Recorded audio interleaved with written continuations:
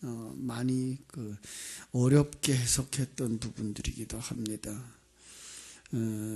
그러나 우리는 이제 쉽게 정리할 수 있어요. 왜냐하면 모든 성경은 복음이다라는 생각을 가지고 보시면 돼요. 그죠?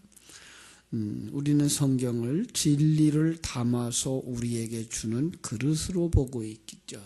그래서 예표적인 해석을 한다 이렇게 말하고 있어요. 주일 오후에 여러분 갈라디아서를 우리가 보면서 갈라디아서에서 이런 얘기를 했죠. 창세기에 아브라함이 사라와 그 하가를 통해서 자녀들을 낳는데 사라가 이삭을 낳는 것, 하갈이 이스마엘이 낳는 것, 이건 다 옛사람과 새사람을 예표한 비유라고 그랬습니다. 그렇죠?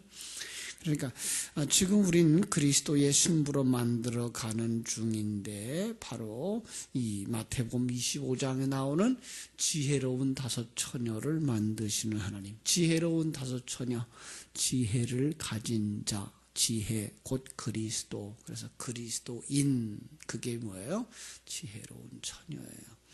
이렇게 우리는 성경을 보기 시작하면서 성경은 각 시대에 각각의 다른 사람들이 썼지만 성령의 감동을 따라서 우리에게 지금 당신 속에 일하고 계신 하나님을 보고 그가 일하고 있는 그 놀라운 사실을 발견하라고 주신 생명의 책이구나를 볼 수 있게 된 거죠. 그렇습니다. 그래서 성경 전체 속에서 말하고 있는 이스라엘이라는 단어, 하나님의 백성이라고 하는 단어, 그게 그리스도의 신부를 만드는 그리스도의 신부의 이름이다라는 것, 바로 성도들을 말한다라고 하는 것, 이사야서 54장에나 예레미야서 2장에나 에스겔서 16장들을 통해서 우리가 볼 수가 있습니다. 그를 향한 하나님의 사랑, 그를 향한 하나님의 사랑, 그리스도의 사랑을 솔로몬이라고 하는 이름을 사용해서 지금 묘사를 하는 거라 그랬습니다. 잊지 말아야 될 건 역사 속에는 분명히 솔로몬이라고 하는 왕이 어떤 신부를 사랑하는, 그래서 그 사랑의 이야기를 썼을 것입니다. 그러나 하나님은 그것을 성경으로 채택해서 우리에게 주실 때에는 바로 거기에 하나님의 사랑을, 성도들을 향한 사랑을 묘사하고 있는 것으로 사용하고 있는 것이죠. 그렇습니다. 먼저 성경 전체의 큰 그림을 그려보고 이제 내용을 보도록 하겠습니다. 1장 1절부터 3장 5절까지 아가서입니다.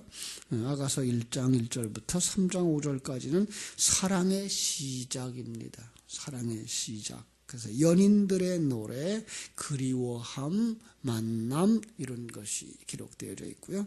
3장 6절부터 5장 1절까지가 사랑의 연합입니다. 혼인 이야기, 신부를 칭찬하고 또 신혼의 기쁨을 노래하고요. 5장 2절부터 이제 8장 14절까지는 사랑의 성숙, 완성이죠. 그래서 그 속에서 이제 신부의 실수가 나와요. 신부의 실수, 타락이죠. 신랑에 대한 칭송, 신부에 대한 칭송, 그리고 이 7장 10절부터 8장 4절까지가 신부를 찾아오는 신랑, 그 다음에 이제 마지막에 사랑의 완성, 이러한 그림을 그려볼 수가 있습니다. 이걸 조금 더 영적인 내용으로 우리가 가져오면 이렇습니다. 본래적 신랑과 신부, 영의 영역에 에덴 동산의 아담과 하와처럼 그 두 사람의 이야기를, 그 다음에 신부의 타락, 우리들의 타락이죠. 그 다음에 마지막 7장 10절부터 8장 14절까지 해서 구원을 위하여 이 땅에 찾아오신 신랑 예수 그리스도, 그 사랑으로 말미암아 완성되어져 가는 것, 이렇게 표현하면 됩니다. 그런 면에서 1장 1절부터 3절 5절까지가 그 사랑의 시작이죠. 에덴 동산 속에 신랑과 신부의 모습을 보시면 됩니다.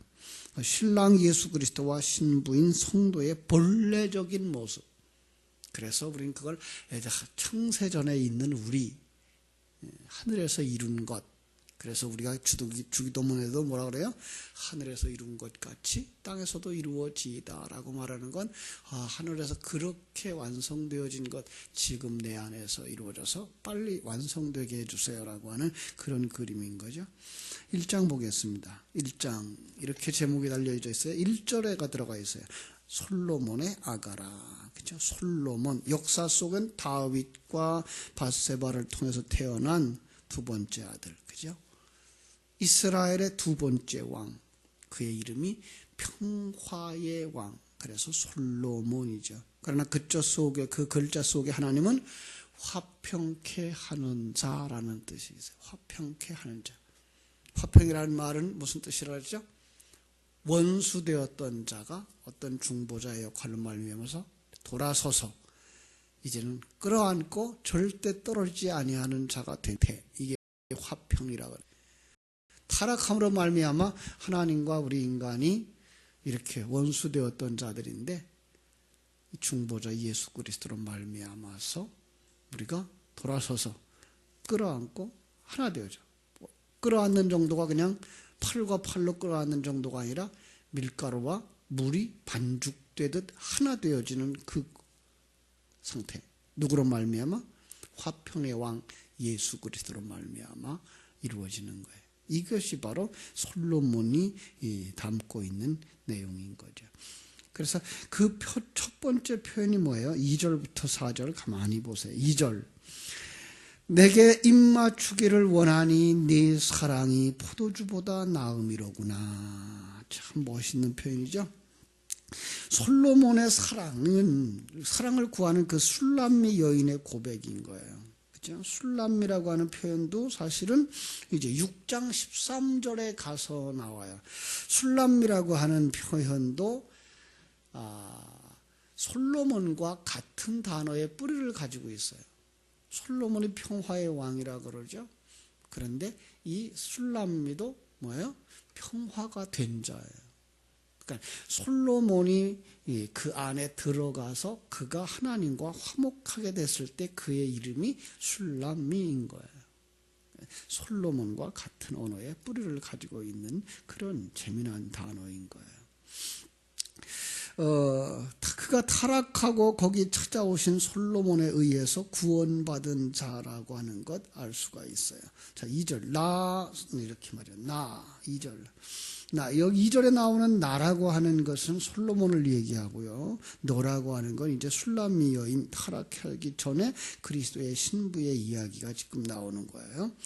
본래적 신부의 모습의 표현이 바로 뭐예요?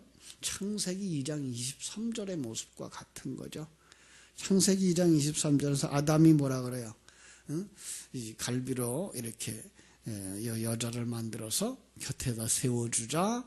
아담이 하는 말, 이는 내 살 중에 살이요 뼈 중에 뼈다. 그죠? 그것은 뭐? 그것은 내게 입맞추기를 원함이라는 말로 표현되어져 있는 거예요. 그래서 여기다 입맞추다라고 하는 단어를 가만히 살펴보니까요, 입이라고 하는 단어가 폐라고 하는 단어인데 그 파라고 하는 뿌리에서부터 온 건데, 조각난 것, 쪼개진 것을 맞추는 것, 이게 바로 입맞추다예요. 두 사람이 이제 아담과 하와가 어떻게 됐어요? 갈라졌어요. 두 몸이 한 몸 되어져야 되죠. 요거 상태인데 그것에 그 표현이 입맞춤으로 되어져 있는 거죠. 타락과 연합을 품고 있는 그림이다. 이게가 창세기 2장에 나와 있던 부부가 연합하여 한 몸을 이룰지로다 라고 하는 내용을 담아놓은 바로 그런 그릇인 거예요. 그게 결혼이죠. 그죠? 그게 입맞춤으로 묘사되고 있는 것을 볼 수가 있습니다. 이러한 그리스도의 사랑이 포도주로구나 라는 말로 표현되어져요. 포도주보다 낫다라는 말보다는 그리스도의 사랑이 곧 뭐예요? 포도주로구나. 그 사랑의 표현이 포도주, 보혈, 예수 그리스도의 보혈이에요. 3절은 이렇게 말하죠. 내 기름이 향기로워 아름답고 내 이름이 쏟은 향기름 같으므로 처녀들이 너를 사랑하는구나. 그럼 참으로 신랑을 그 성령의 기름이죠. 기름은 바로 성령을 상징하죠. 그 성령은 아름답다라는 말이 토부예요. 선하다라는 거죠. 그래서 하나님이 그 만드시려고 하는 그예요. 그것이 내 이름이 있다라는 거예요. 내 이름에 있다. 이름 안에 담긴 하나님의 속성, 그것이 성령의 기름. 처녀들이 그리스도의 신부들이 사랑합니다. 그러죠? 4절. 왕이 나를 그의 방으로 이끌어 들이시니, 이것이 왕이 나를 이라고 하는 표현을 할 때 왕 따로 나 따로가 되어 잊어버려요. 그렇죠? 그런데 요건 조금 더 표현을 제대로 하면 왕 내가 그야 왕과 바로 내가 하나인 것을 보시면 돼요. 신랑을 왕으로 묘사하고 있죠. 그죠? 그래서 이 4절의 첫 단어가 인도하다예요. 왕이 나를 인도하는 거예요. 어디로 인도해요? 방으로. 그런데 개역 성경은 그걸 침실로 그랬어요. 예. 맞는 말이죠. 그런데 단어의 뜻은 울타리로 둘른, 시간과 공간의 개념으로만 보면 왕과 너를 같은 인물로 보기는 어려워요. 그죠? 그런데 영의 영역으로 보면 가능한 거죠. 왕 하나님이 나를 인도하는 거죠. 그래서 하나님이여 나를 인도하소서라고 말할 수 있는 거예요. 너는 나를 인도하라. 그래서 너가 왕이 되고 나가 이제 그리스도의 신부인 성도가 되는 거죠. 우리가 서로 따라 달려가리라. 자, 달려가리라. 이게 뭐예요? 루츠라는 말인데 쫓아내다의 뜻도 있어요. 참 이런 표현들은 우리가 그 원어 성경 속에서의 그 단어 속에 있는 여러 가지 의미 중에 하나를 찾아보면 굉장히 이런 좋은 표현들을 찾아낼 수 있는데, 주님을 향하여 달려간다고 하는 우리의 신앙의 표현이 뭐예요? 내 안에 있는 옛사람을 쫓아내는 거예요. 이게가 주님을 향하여 달려가는 거예요. 얼마나 멋있어요, 이 표현이. 그러니까 우리의 신앙의 경주라고 하는 건 내가 열심히 뭘 하는 게 아니라 뭐예요? 내 속에 있는 옛사람을 부숴버리는 거예요. 주일 설교하고 연결이 되죠? 주일 설교에서 예수님이 성전 안에 오셔서 노끈으로 만든 채찍으로 그 안에 있는 짐승들과 새들을 다 내쫓는, 그죠? 장사하는 자들 다 내쫓는, 그리고 마지막에 뭐라 그래요? 네, 이 성전을 헐라 했던 그 성전을 헐고 내쫓는 것이 뭐예요? 그게 주님을 향하여 달려가는 거라는 거죠. 얼마나 멋있어요, 표현이. 그죠? 그래서 그 아랫절에 자연스럽게 연결이 되는 거죠. 우리가 너로 말미암아 기뻐하며 즐거워하니 네 사랑이 포도주보다 더 진함으로 처녀들이 너를 사랑함이 마땅하니라. 여기 처녀들은 지혜로운 5처녀. 너는 바로 왕인 거죠. 그렇죠? 5절. 예루살렘 딸들아 내가 비록 거무나 아름다우니 게달의 장막 같을지라도 솔로몬의 휴장과도 같구나. 자, 이게 참 표현들이 어려워요. 그런데 이걸 복음으로 풀어보자고요. 내가 비록 거물지라도, 예.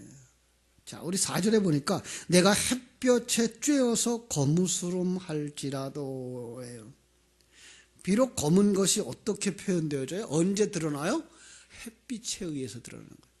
그러니까 하나님이 우리 속에 오셔서 우리 속에 빛을 비추어 주실 때야 내가 뭔가 알아요? 아, 내가 검은 사람이구나. 검다는 건 뭐예요? 피부가 검은 정도를 이야기하고 있는 게 아니라 성경에서는 그걸 죄를 상징하고 있는 거예요. 창세기 1장 2절에 하나님이 땅을 창조하시다 땅이 공허하고 혼돈하고 흑암이 깊음 위에 있는 것이 빛이 오실 때 드러나는 것처럼 바로 우리 속에도 아, 내가 하나님 떠났던 자구나, 내가 중심이 되어 살아가는 자구나가 이 생명과 진리의 말씀이 비춰질 때야 깨달아지는 거거든요. 바로 그거예요. 참 놀라운 표현들이죠. 그죠?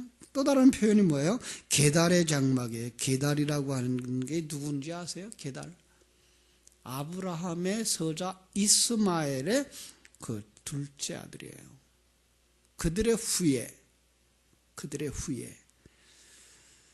그냥 그들의 후예가 아마 그들이 쓰는 장막이 검었다라고도 표현을 해요. 근데 택함 받지 못한 자, 저주받은 자들의 장막 이렇게 표현하시면 돼요. 아, 저주받은 자의 장막, 사단의 집이었구나. 내가 빛이 비춰지니까 내가 죄인이며 사단에 속한 자였구나가 드러나는 거죠. 그죠? 이제는 어떻게 돼요? 솔로몬의 휘장과도 같구나. 예, 이제는 솔로몬의 장막이 된 거예요. 솔로몬이 거하는 집이 된 거예요. 솔로몬이 누구예요? 예, 그리스도. 그래요. 그리스도가 거하는 집, 성령이 거하는 집이 되는 거죠. 그렇습니다. 이 5절로 이제 7절, 그래서 이제 자기 정체성이 확립되어지는 거예요. 그죠? 내가 누구였다고요? 이렇게 죄인이었구나. 이렇게 죄인이었구나. 예. 그런데 6절 뭐라 그래요? 6절. 내가 햇볕을 쬐어서 거무스름 할지라도 흘겨보지 말 것은 내 어머니의 아들들이 나에게 노하여 포도원지기를 삼았습니다. 여기 내 어머니의 아들들은 누구였을 것 같아요? 내 어머니 여자예요. 그죠? 씨를 가지지 못한 자예요. 그가, 예, 그의 아들들, 씨 가지지 못한 자의 아들들. 나에게 노하여 포도원지기로 삼았다. 그가 나를 장막으로 쓰고, 그죠? 포도원지기로 삼아서 나는 죄를 지을 뿐이었다. 그죠? 자, 그런데 그 마지막 절. 나의 포도원을 내가 지키지 못하였구나. 내 사랑으로, 내 마음으로 사랑하는 자야. 내가 양치는 곳과 정오에 쉬게 하는 곳을 내게 말하라. 누구죠? 주님을 향하여 하는 말이죠. 내 마음으로 사랑하는 당신이요. 내가 양치는 곳과 정오, 낮이죠. 쉬게 하는 곳을 내게 말하라. 내가 네 친구의 양떼 곁에서 어찌 얼굴을 가린 자같이 되랴. 내가 어떻게 그저 부끄러워서 얼굴을 가리고 있는 자처럼 있겠느냐. 뭐가 되고 싶은 거예요?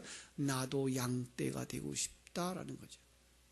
시편 23편의 말씀과 연결하면 참 좋은 말씀이죠. 자, 8절. 여인 중에 어여쁜 자야 네가 알지 못하겠거든. 양떼의 발자취를 따라 목자들의 장막 곁에서 너의 염소 새끼를 먹일지로다. 이제 8절부터 12절까지 이제 여인들의 찬양이 나오는 거예요. 우리도 그랬단다. 우리도 그랬단다.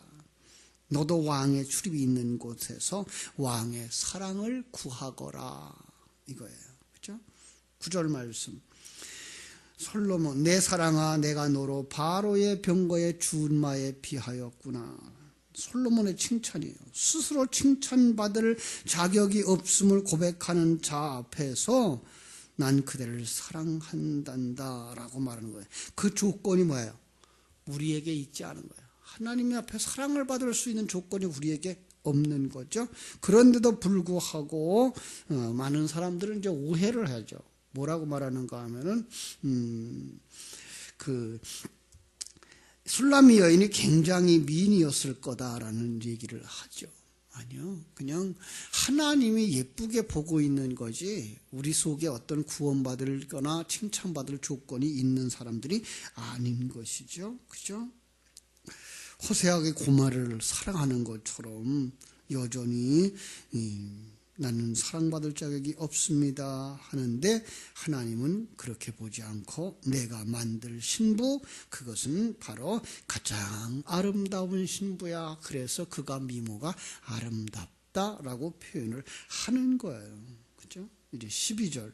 왕이 침상에 앉았을 때에 나의 나도 기름이 향기를 뿜어냈구나. 예. 이제 왕의 침상이면 어떻게 된 거예요? 왕과 한 몸 되어진 거잖아요. 그죠? 왕과 한 몸 되어져 나는 없고 내 안에 왕의 향기, 그리스도의 향기가 나는 그것이죠. 그게 뭐예요? 13절. 나의 사랑하는 자는 내 품 가운데 모략 주머니다. 자, 생각해 보세요. 나를 사랑하는 자 누구죠? 그리스도는 내 품 안에서 그리스도의 향기를 내는 나도 향기의 기름인 거죠. 그렇습니다. 14절. 나의 사랑하는 자는 내게 엔게디 포도원의 고멜 화송이로구나. 내 사랑아 너는 어여쁘고 어여쁘다. 내 눈이 비둘기 같구나. 이것이 바로 이제 성도들의 아름다운 모습, 장래에 완성되어질 모습이에요. 우리 집은 백향목들보 잣나무 석가래구나. 바로 하나님이 기뻐하는 자, 바로 여러분들과 나를 향한 하나님의 사랑이 이렇게, 우리는 여전히 죄인임에도 불구하고 하나님이 큰 사랑으로 다가오셔서 우리를, 옛사람을 다 벗겨내고 우리를 하나님이 어여쁜 자로 만드시고 그리스도의 향기를 드러내는 자로 만드시는 것, 그걸 바로 솔로몬과 슐라미 여인의 사랑의 편지, 사랑의 이야기로 이렇게 펼쳐내는데, 그 속에서 여러분들이 정말 하나님의 큰 사랑을 깨닫고 내가 이렇게 큰 사랑을 받는 자고 있구나, 자로구나, 하나님이 나를 인도하시니 내가 그 속에서 기뻐하리로다 할 수 있는 평강을 누리게 되기를 주님의 이름으로 축원합니다. 기도하겠습니다. 하나님 우리 아버지, 감사하옵고 감사합니다.